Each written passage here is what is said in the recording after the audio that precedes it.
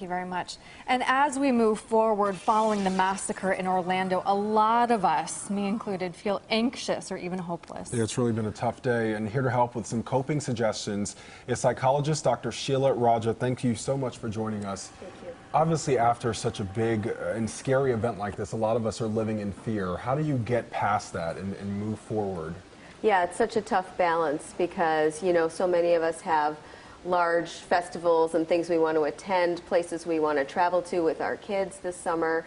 And the key is we can't avoid those things, right? It works in the short term if you start avoiding, but in the long term, your life becomes very small and very limited. So try to challenge yourself and still do those things in small, manageable ways. Maybe if you're too afraid to go when something's really crowded, go when it's a little less crowded, but keep doing stuff. It's important. And you mentioned doing this with your family. How about around the dinner table? How do we talk about this with our kids or our loved ones? Well, our kids need to feel safe, but it is incredible how much of this they really do know about what's going on. And so, you know, part of this is how do we transform what we're feeling right now, which is, I think many of us are feeling helpless. Like, is this the new normal with gun violence everywhere? And I think, you know, and terrorism everywhere, and I think we've got to get involved. So we have to sit with those feelings long enough and say, it's okay, I'm feeling afraid, I'm feeling scared, I'm feeling upset, but then I'm going to get involved. I'm going to work against gun violence. I'm going to get involved with some of those organizations. What are some, besides donating as well, which is a very big need, what are some immediate things that you could do before you get involved, like today?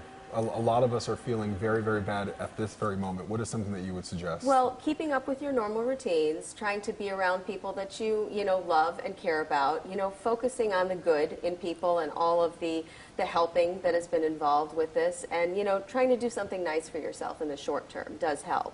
And then long term, for us to stay with these feelings long enough and not forget about them in 2 days. Right. Because that happens all if the we time. don't stay with the feelings, we can't prevent the next thing from happening. And that's part of what psychologists are concerned that we're seeing right now is we're getting numb, and when we get numb, we can't do any prevention. Right.